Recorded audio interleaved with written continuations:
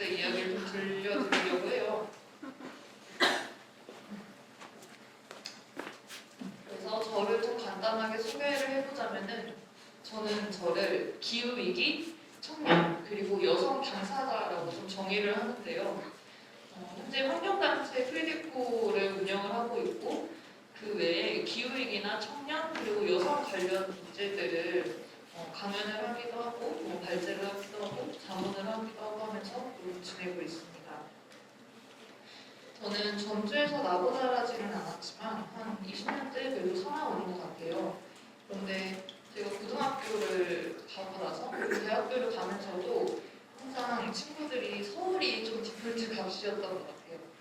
대학교 졸업하고 어디로 취업할래 했을 때도 서울로 가야지 라는 말들이 되게 비일비재했고 그렇지만 저는 전주에 남아있기로 했습니다. 그렇게 선택을 했어요. 제가 생각한 전주는 굉장히 좀 정감 있고 되게 전통도 오래되고 문화예술이 굉장히 활발한 곳이고 저는 너무 이렇게 뭔가 애착이 가는 거예요.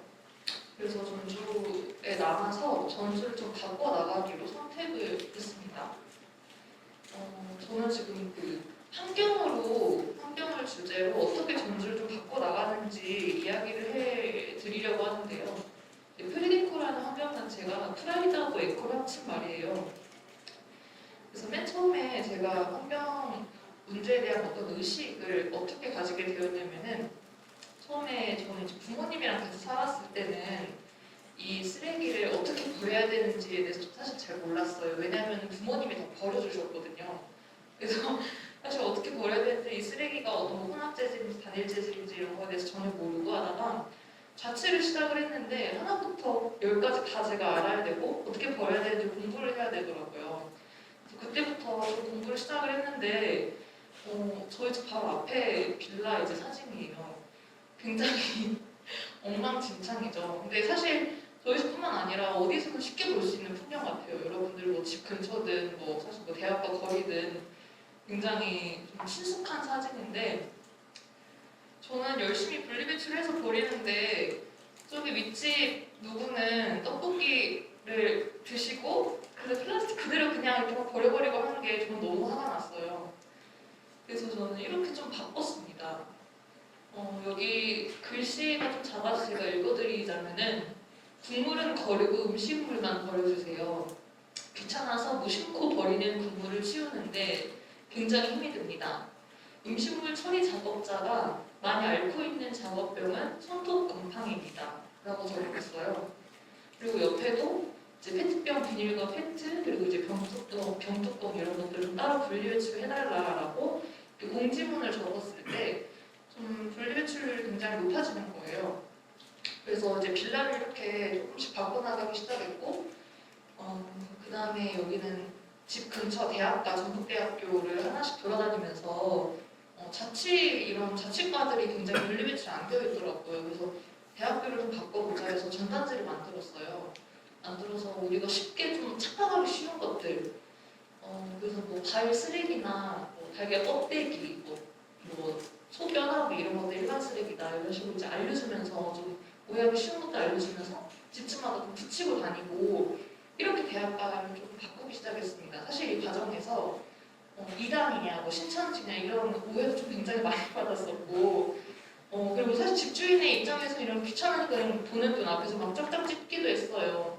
근데 굉장히 그런 애로사항도 많았지만 내가 사는 곳인데 그리고 뭐 당장 내 빌라 말고 조금씩 반경을 넓혀 가다 보면은 이 지구별이라는 곳이 다 같이 사는 곳인데 좀 더 살기 좋게 바꿔나가자라는 그 일념 하나로 여러 가지 프로젝트를 진행을 하게 되었습니다.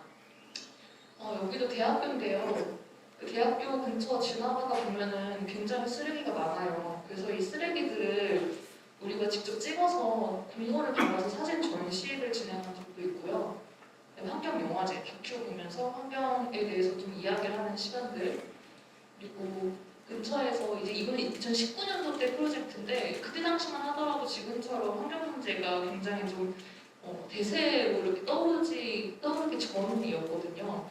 근데 카페에서 플라스틱 그 빨대를 쓰지 않고 종이 빨대나 대나무 빨대를 쓰는 빨대들 그 카페들을 모아서 지도를 제작을 했었고 그다음에 어사와 행진을 한옥마을에서 이렇게 진행을 했었습니다. 그리고 이제 이런 천연 야자소리나 비누망, 대나무 칫솔 같은 맨 처음에 이런 게 조금 알려졌을 때 사람들한테 이렇게 낯설음이 있었던 것 같아요. 그래서 경험을 좀 선사하고자 이런 이벤트도 했었고요.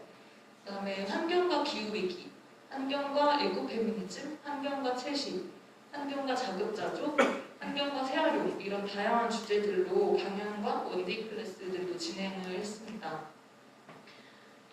그런데 사실 그 전주에서는 환경을 주제로 한 행사나 축제가 전무했었어요.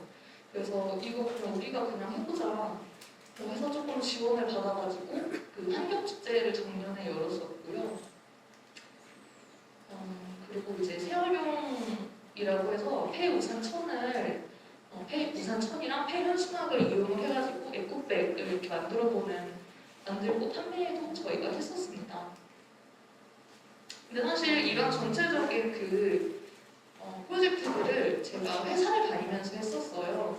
그래서 9시에서 6시까지는 직장인의 삶으로 일을 하고 6시부터 새벽 1시까지는 이제 이런 환경 휴대폰 일을 한 거죠. 그러다 보니까 주말이 없었고 말 그대로 월화수목 금금금인 삶을 살게 되었습니다. 그래서 저는 환경 문제에 조금 더 집중을 하고 활동을 하고 싶어서 퇴사를 결심을 했어요. 그게 작년 2021년 12월 31일인데요. 퇴사를 하면 저는 꽃게를 걸을 줄 알았어요. 근데 굉장히 큰 착각이란 거를 깨달았습니다.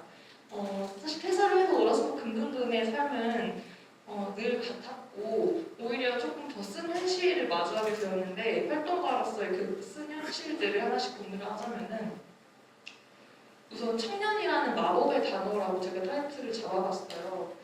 청년이라고 하면 여러분들은 어떤 이미지가 좀 떠오르시나요? 젊은. 자유로움. 네, 자유로움. 가능성. 네, 다 맞는 단어들 같아요. 근데 그만큼 시간도 많고 에너지도 넘치고 하는 만큼 나이가 어려서 미숙하고 경험이 적다라는 인식도 있는 것 같아요. 그래서 그거에 따른 합당한 대우가 이루어지지 않고 나이가 어리다는 이유로 그냥 처음 만난 자리에서 반말을 쉽게 하시는 분들도 너무 많았고요. 아마 이제 아무래도 우리 한국 사회에서 뭔가 그런 질서 안에서 그게 좀 자연스러울 수도 있는데 굉장히 저는 곤혹스럽더라고요. 어떻게 좀 대처를 해야 될지. 그래서 저는 청년이라는 마법의 단어를 조금 뽑아봤고요. 그리고 두 번째는 환경적으로 좀 돈 되잖아 라는 그런 말들이에요. 확실히 환경 문제가 굉장히 시급한 상황이다 보니까 이런저런 지원 사업들도 많고 기회들이 많은 건 사실이고 그만큼 사람들이 인식이 개선되다 보니까 굉장히 단길 일인데 사실 소위 꾼들, 그러니까 활동가들 중에서 지원 사업만 타깃으로 해서 달려드는 분들이 계시더라고요. 네, 굉장히 그러니까 일상생활에서 본인들이 실천하지 않으면서도 그냥 되게 기획서만 뭔가 번지르르 하게 해서 달려드는 분들이 좀 계셔가지고 좀 안타까운 마음이 있고 이게 또 근데 돈이 안 돼요. 돈이 안 되는 게 다양한 프로젝트를 하고 있지만 사실 전주시에서 하는 사업 같은 경우는 인건비를 저는 책정할 수가 없어요. 왜냐면은 이제 사회 문제이고 비영리 단체이고 너희가 좋아서 하는 거고 이런 다양한 이유들로 인건비를 책정할 수 없게 만들어요. 그렇게 하다 보면은 활동가들은 그냥 개인의 시간과 노력을 들여서 갈리면서 이제 프로젝트와 활동들을 이어나가게 되는 거예요. 그래서 제 이력서를 다시 한번 가져왔는데요. 지금 여기서 청년희망당 환경정책분과장, 전라북도 정책모니터링단, 블로그 기자단, 예술인연대 위원장, 굉장히 많은 직책들을 가지고 있는데 이런 것들이 어떤 활동을 할 때 회의를 참여를 하면은 전혀 회의 자체가 없는 것들도 많고 자문을 할 때 굉장히 낮은 비용, 건당 얼마 이런 식으로 좀 진행이 되는 게 굉장히 많아요. 전주의 현실이 조금 이렇지 않나. 청년들에게 어리다는 이유로 그만큼의 대우를 못 해주고 있지 않나 이런 생각을 좀 하고 있습니다. 그래서 예를 들어서 저한테 강연이 좀 들어오기도 하는데요. 강연비를 예컨대 어디에서는 5만 원을 준다고 하고 어디에서는 뭐 40만 원을 준다고 해요. 그러면 저는 이제 둘 다 똑같이 열심히 만드는데 두 개의 강연에서 만난 그 참여자들은 이 강연이 5만 원짜리 강연이 40만 원짜리 강연이 사실 몰라요. 왜냐하면 그냥 이 대면한 강의 퀄리티만 알게 되는 거지. 그렇다고 한다면은 저는 5만 원에도 40만 원 똑같이 준비할 수밖에 없어요. 근데 이것도 사실 기관들의 일종의 갑질이라고 생각을 하거든요. 그래서 열정 페이는 너나 하시고 난 페이 열정 이라고 좀 말씀을 드리고 싶습니다. 그리고 세 번째 좀 제가 마주했던 전주에서의 문제는 석반은 내가 가질게, 아이디어는 누가 짤래입니다. 기관에서 한 번 이런 적이 있어요. 어떤 사업을 가져오게 됐는데 전체적인 기획서를 프리리코에서 뭐 하는지를 좀 써놨으면 좋겠다. 근데 사실 자기네 사업인데 굉장히 디테일한 것까지 전부 다 써달라고 하는 거예요. 전체적인 방향 이런 것도 가이드라인 하나도 없이.